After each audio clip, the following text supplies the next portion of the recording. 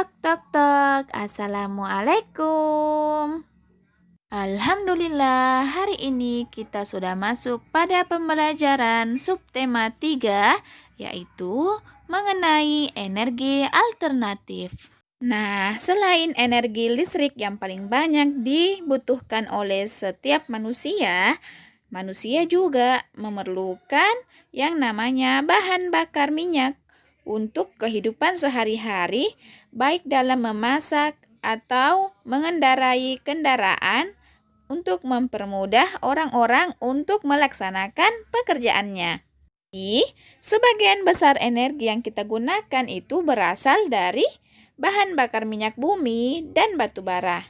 Ya, jadi bahan bakar itu disebut bahan bakar fosil karena berasal dari makhluk hidup. Ulang ya, bahan bakar fosil adalah bahan bakar yang berasal dari makhluk hidup. Bahan bakar fosil jumlahnya terbatas dan tidak dapat diperbarui, sedangkan kebutuhan manusia akan energi semakin meningkat. Jadi, salah satu cara untuk menghemat bahan bakar fosil adalah dengan menggunakan energi yang bersumber dari alam, seperti matahari, angin, dan pergerakan air. Energi dari alam itu dikenal sebagai energi alternatif. Jadi, cara untuk menghemat bahan bakar fosil yaitu dengan adanya energi alternatif. Sumber energi alternatif ada dua, yaitu sumber energi yang dapat diperbarui dan sumber energi kekal. Ingatkah kalian tentang energi yang dapat diperbarui? Ya, energi yang dapat diperbarui seperti tumbuhan dan hewan. Nah, jadi sumber energi alternatif yang bersifat dapat diperbarui adalah dinamakan bahan bakar biofuel karena berasal dari tumbuhan atau limbah pertanian. Sekarang yuk simak dulu video tentang sumber energi alternatif yang menggunakan sumber energi kekal.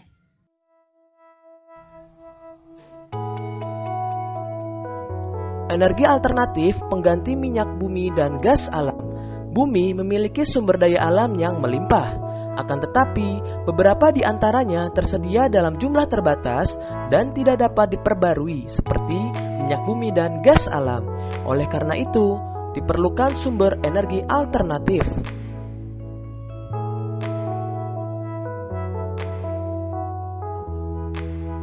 Energi alternatif atau energi terbarukan adalah energi yang berasal dari alam. Energi alternatif juga lebih ramah lingkungan.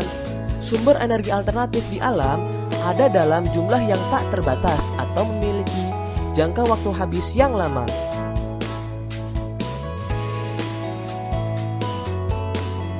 Apa saja sumber energi alternatif yang dapat digunakan manusia? Ayo simaklah penjelasan berikut.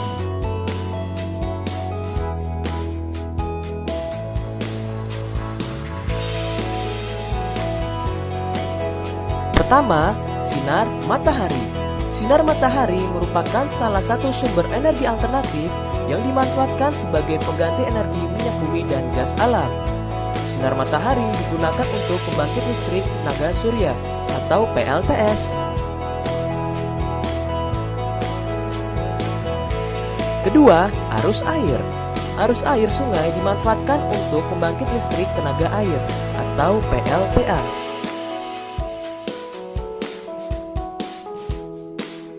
Ketiga, angin.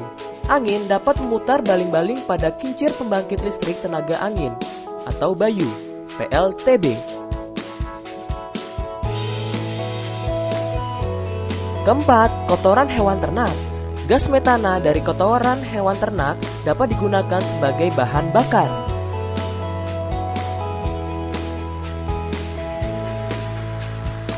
Panas bumi. Panas bumi dimanfaatkan untuk pembangkit listrik tenaga panas bumi.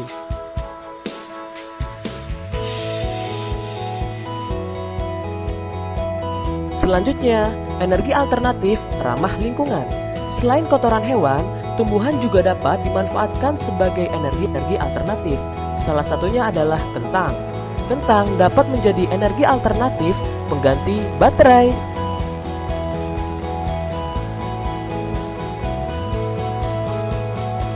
Berikut contoh energi alternatif ramah lingkungan dari kotoran hewan. Pertama, kotoran hewan dikumpulkan. Kemudian kedua, pembusukan kotoran menghasilkan gas metana. Yang ketiga, gas metana digunakan untuk pembakaran.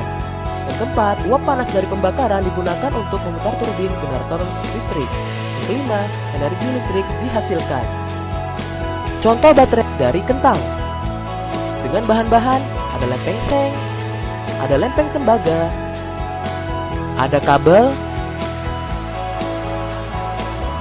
ada penjepit buaya, dan ada lampu LED.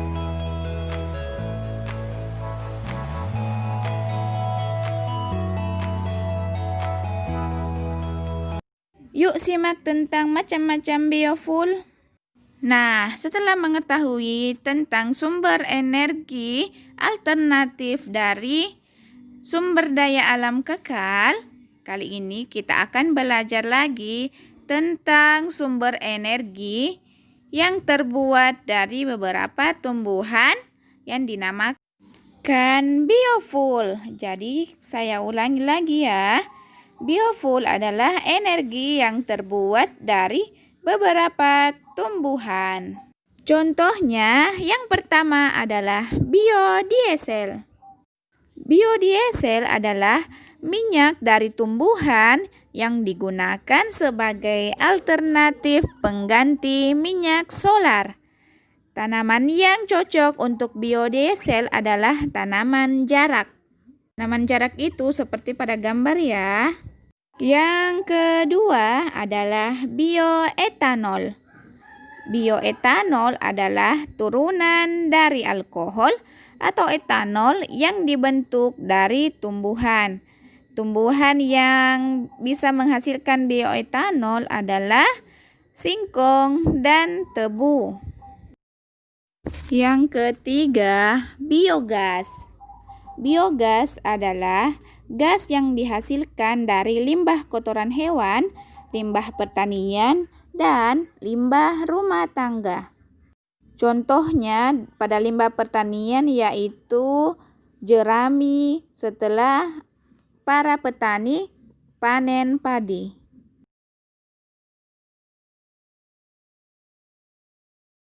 Alhamdulillah, setelah kita belajar tentang energi alternatif yang digunakan dalam kehidupan sehari-hari, baik itu dengan menggunakan sumber energi kekal dan sumber energi yang dapat diperbarui. Sekarang yuk kita bermain. Kita bermain layangan, tetapi sebelumnya kalian boleh buat layangannya terlebih dahulu ya. Cara-cara dan alat dan bahannya ada pada halaman 85.